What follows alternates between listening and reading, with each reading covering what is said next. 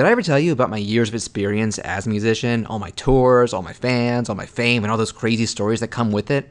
No? Well, that's because all of them were through rhythm games. In real life, I tried guitar for a bit and just floundered.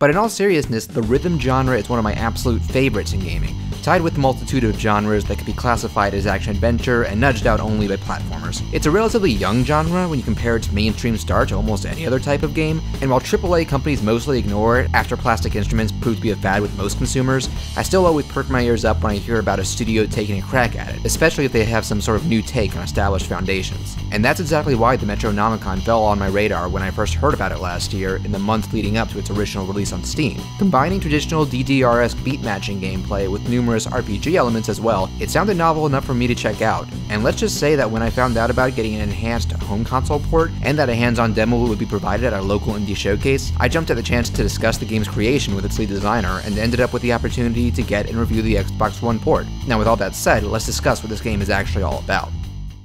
The Metronomicon packs the majority of its content in a campaign mode, complete with a natural plot, cast, voice acting, and motion comic style cutscenes. In an exaggerated, musical-themed fantasy world that manages to combine wizards and knights with raves and magical iPods, 4 fresh graduates of a warrior academy set out to find and stop the cause of evil parties bringing destruction to the world. It's a slight plot that's lacking memorable moments, but it's hardly the focus, and it also doesn't commit the sin of trying to take itself the slightest bit seriously, considering the premise. Much like some of my old favorites such as Elite Beat Agents or Parappa, it's goofy but generally charming window dressing for the actual experience. I love our jobs! I love you too. Our jobs too. I love our jobs too. Your initial party consists of, as the game classifies them, a warrior, protector, medic, and exploder. And by the 2/3 point you'll have added a lab coat, berserker, thief, and druid. You might think I was needlessly meticulous in describing all 8 of them, but here's the thing. Who you choose to bring into battle isn't just window dressing. It makes a huge fundamental difference in how you have to play.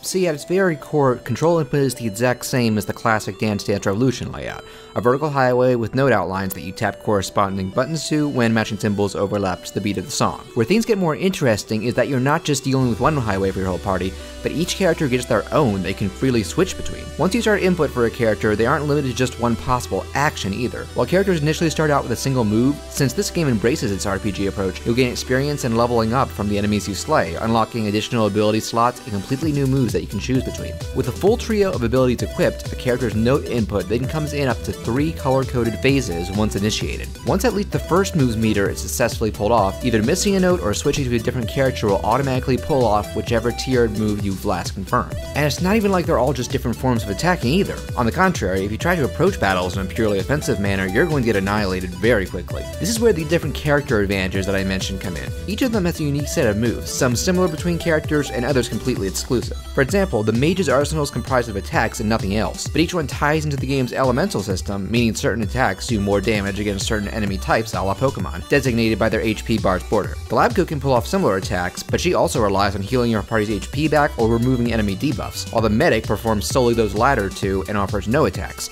and the druid does solely buffs but not healing or attacks, and the warrior does buffs and attacking, and so on. There's a good mix. This extends beyond the base character talents too. Like I said, not only can you choose abilities to equip, you can also choose what order they're activated in, with the ones that take the longest to pull off being more powerful as a result. Combine this with various passive abilities activated through continuous note streaks, and equipable loot dropped by enemies, which as you expected boost different stats or resistance. And there's a really impressive amount of customization and experimentation here for those who want to invest time into it. I didn't even mention the main hub, with stuff like a jukebox of in-game songs, an ever-growing arena mode that tasks you with beating songs with specific conditions, characters, or both, and using the credits earned from those battles to unlock additional areas hosting buffs and exclusive equipment. The actual campaign, alternate challenges for completed tracks also will pop up as you clear them too. All of these factors put together may make playing the game sound like a headache. For me, it consistently hit a sweet spot between settling into the groove and keeping an eye on health meters, enemy types, and buffs and debuffs to realize which moves I should prioritize, especially since characters have a short cooldown after each move where their high wave vanishes, making it so you can't stick to just one of them. And not that you really should anyway, because while medics and tanks are important on the harder songs and difficulties, which can be switched between on the fly, which helped a lot with some of the crazy final tracks, having characters being on the offensive is just as important. If you stick to just one of those types though, you will get clobbered.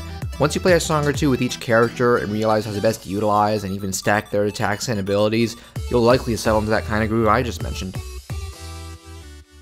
Something else that helps the enjoyment is the track list. A rhythm game by nature can flounder or flourish based on the quality of its soundtrack, which is a tricky balancing act considering how widely tastes can vary from person to person. But for the most part, I found this playlist to be a winner. With notable names like Shiny Toy Guns, Mega Ran, Aw5, and the singer for Mindless Self-Indulgence, to plenty of lesser known but talented artists, the songs lead towards various forms of techno, EDM, and synthpop, with occasional rock and hip-hop thrown in. As someone who tends to enjoy a lot of those genres, there were very few songs that rubbed me the wrong way, but if those don't lean towards your personal taste, then fair warning that your enjoyment will likely be reduced. And if you do like them, a digital soundtrack containing most of the tracks can be purchased as DLC for the Steam and PS4 versions. It's worth noting that editions made for the console release include both competitive and co-op local 2-player across all modes, an endless mode that provides you more in-game goodies, unlocking the final boss as a party member through additional side quests, and new abilities for the existing characters. Also, if you previously purchased the original release on Steam, I highly recommend booting it back up, as all those features have been patched in at no additional charge. While full controller support is obviously incorporated, if you share my previously mentioned plastic instrument obsession, some controllers won't go to waste, as the Xbox and PS4 versions of the game offer full support with Rock Band 4 guitars, complete with the option to change note colors to match their corresponding fret buttons. Hell, if you get the PC version, you can also use most older Rock Band and Guitar Hero USB controllers, your keyboard, or even dance mats. While what I tried of the controller gameplay I feel I could get the hang of in due time, I felt right at home with the guitar, especially since the strum button is used to switch between lanes, so you don't have to worry about pressing in conjunction with the note frets here. If I hadn't made it clear at this point, I love the Metronomicon. With how hard it actually commits to its RPG trappings and how engaging the songs and gameplay are, it's one of the indie releases I've sunk the most time into lately and deserves all the attention it can get in the increasingly crowded market. I would give it, on a scale of 1 to 10, 8.5.